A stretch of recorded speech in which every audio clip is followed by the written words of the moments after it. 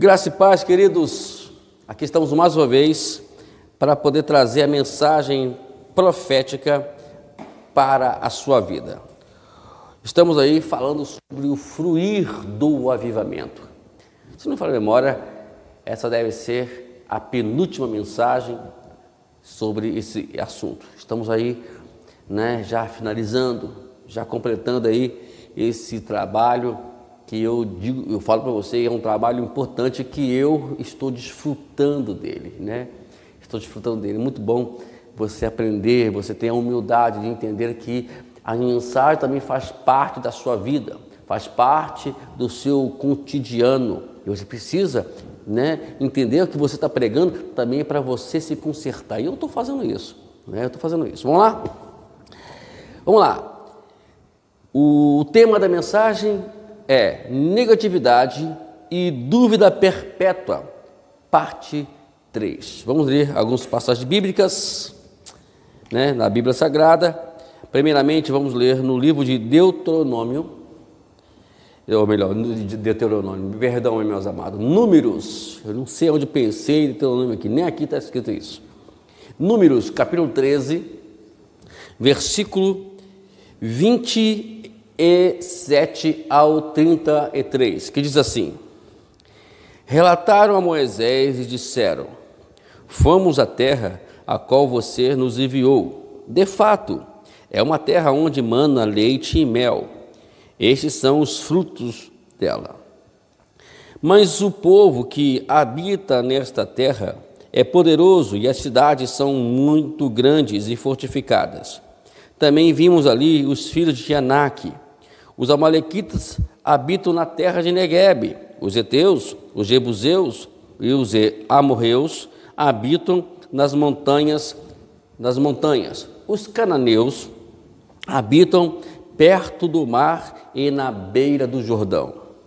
Então Calebe fez calar o povo diante de Moisés e disse: vamos subir agora e tomar posse da terra, porque somos perfeitamente capazes de fazer isso.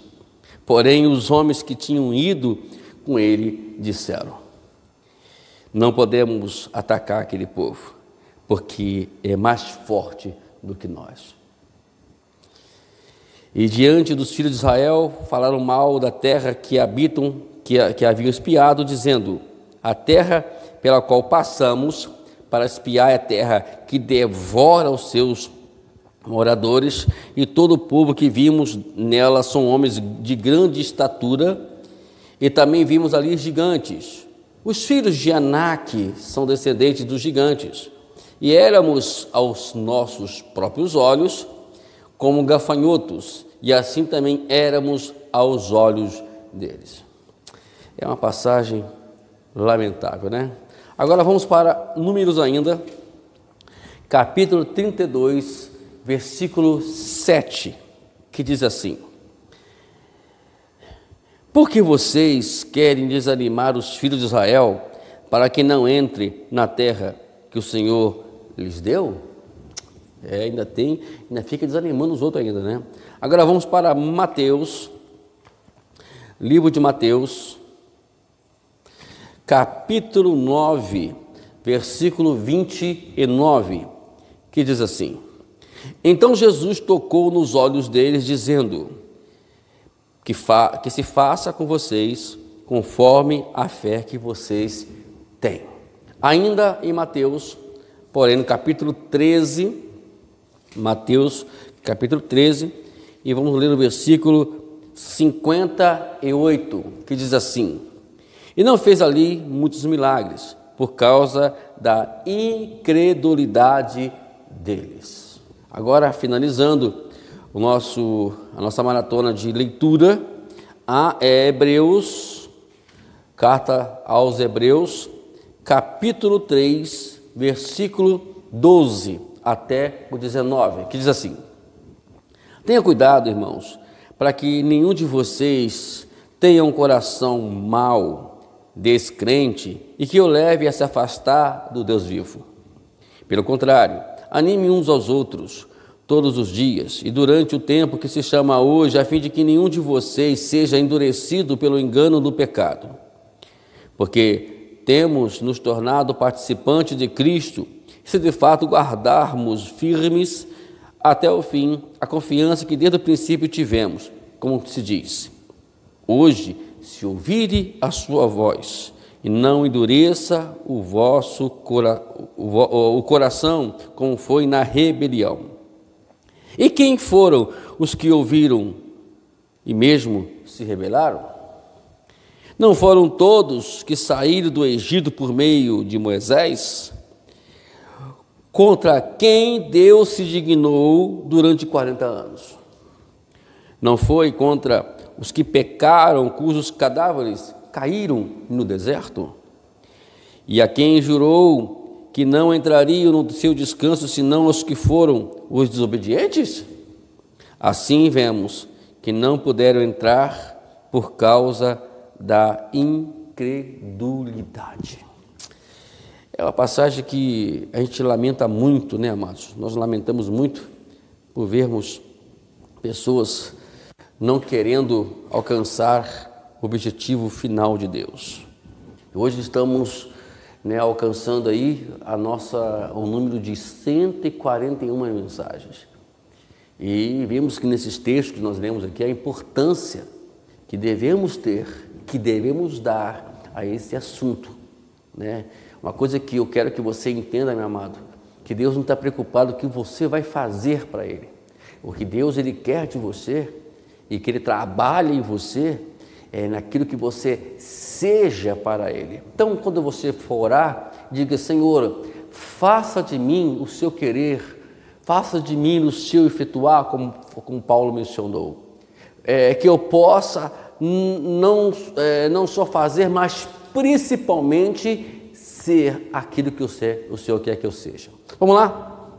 Vamos para as nossas leituras? Vamos lá para a nossa leitura? Uma atitude, ou melhor, vamos dizer o tema, o tópico primeiro, o tópico. Qual é o tópico, pastor? Vamos dizer aqui, peraí. Duvidadores crônicos e a morte da visão da igreja. A igreja hoje, ela precisa voltar à visão a qual ela foi criada. Temos um curso que é chamado de Volta ao Princípio, que está aí no meu canal, né? E você vai entender que ali nós falamos sobre isso, né? Sobre a gente ser, ou o que é ser igreja? O que é ser igreja? Por que você é igreja? Para que serve a igreja? Para que nós somos igreja? Então vamos lá. Vamos procurar entender isso nas nossas leituras aqui. Uma virtude de dúvida é também um aviso de morte para qualquer visão da igreja. Quando as pessoas duvidam de Deus, elas raramente recebem a sua visão para suas vidas e igrejas. Então, quando nós não cremos ou quando nós duvidamos, porque o que fez Israel é pagar aquele preço, o preço que eles pagaram foi justamente porque eles duvidaram de Deus. Queridos irmãos, o que eu falei isso ontem, vou repetir de novo. Eles viram o mar vermelho se abrir, eles viram milagres extraordinários, eles viram o sobrenatural de Deus. E mesmo assim, na hora de entrar na terra, fala: olha, esse povo é poderoso, esse povo nós vamos perder para eles. Aí no versículo 33, ele fala assim, olha, no capítulo 13, de Números, ele fala: olha só, nós à vista deles, aos nossos olhos, somos como um gafanhoto, e até eles nos ver com gafanhoto, talvez nem falaram nada. E se falaram, maior é Deus. Deus tem um domínio, Deus tem um controle das nossas vidas, tem o controle de todo mundo. Então eu não acredito que um povo que viu o sobrenatural possa agora falar essas coisas. Mas é assim mesmo. Aí nós temos uma passagem bíblica, que é muito interessante, eu gosto muito dela, é Provérbios 29. Abra a tua Bíblia, meu irmão, Provérbios 29, e vamos ler o versículo 18 de Provérbios 29. Observe o que Salomão ele fala para a gente aqui. Não havendo profecia, o povo se corrompe, mas o que guarda a lei, esse é feliz. Né? Deus não deixa dúvida aqui, amados, quanto à importância da visão poderosa dele e que nós precisamos alcançar esta visão. Lembra de uma coisa, a visão que você tem que ter na igreja, a visão que você tem que ter nessa terra, não é a sua, é a visão de Deus. É o que Deus vê, não o que nós vemos. O que nós vemos é o que Israel viu lá no deserto. Gigantes, cidades fortificadas e impossível vencê-los. É isso que a gente vai ver. Mas quando a gente tem a visão de Deus, nós conseguimos ver o sobrenatural. E eles nunca vão poder ser um obstáculo para nós. Davi, ele quando olhou para Golias, que dava quase ou o dobro dele, ele viu ali a possibilidade de Deus exaltar ele e foi lutar contra Golias e venceu. Olha que interessante, olha que coisa maravilhosa. Então, quando você se depara com uma situação gigantesca na sua vida, um problema gigantesco, creia, meu querido, que esse problema é a sua solução, é a sua forma de ser exaltado, é a sua forma de você ver o tamanho da glória de Deus. E mesmo assim, Davi, o que ele viu ali, o que aconteceu com Davi e com os demais homens da fé, é apenas uma gotinha d'água daquilo que é verdadeiramente a glória de Deus. Vamos continuar nosso pensamento aqui? Hoje, infelizmente, a maioria das igrejas não tem a visão específica dada por Deus para a expansão dos seus ministérios. É por isso que não crescem, porque eles buscam a visão deles. Aí vão ver as impossibilidades, vão ver as suas incapacidades, né? E esquece de buscar o possível de Deus e a capacidade de Deus. Vamos continuar.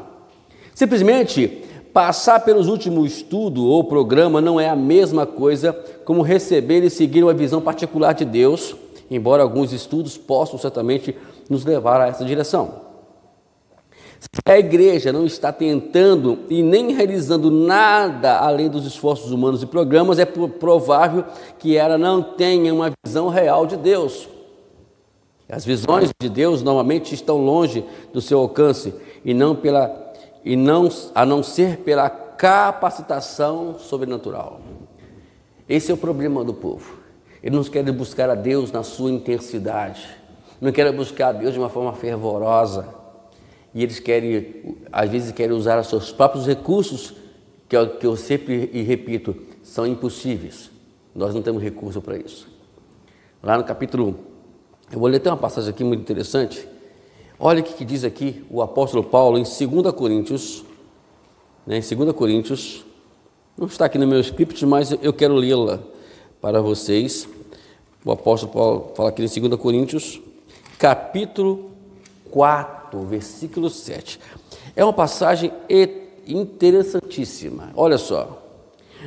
Temos, porém, esse tesouro em vasos de barro, para que não seja que a excelência do poder provém de Deus e não de nós.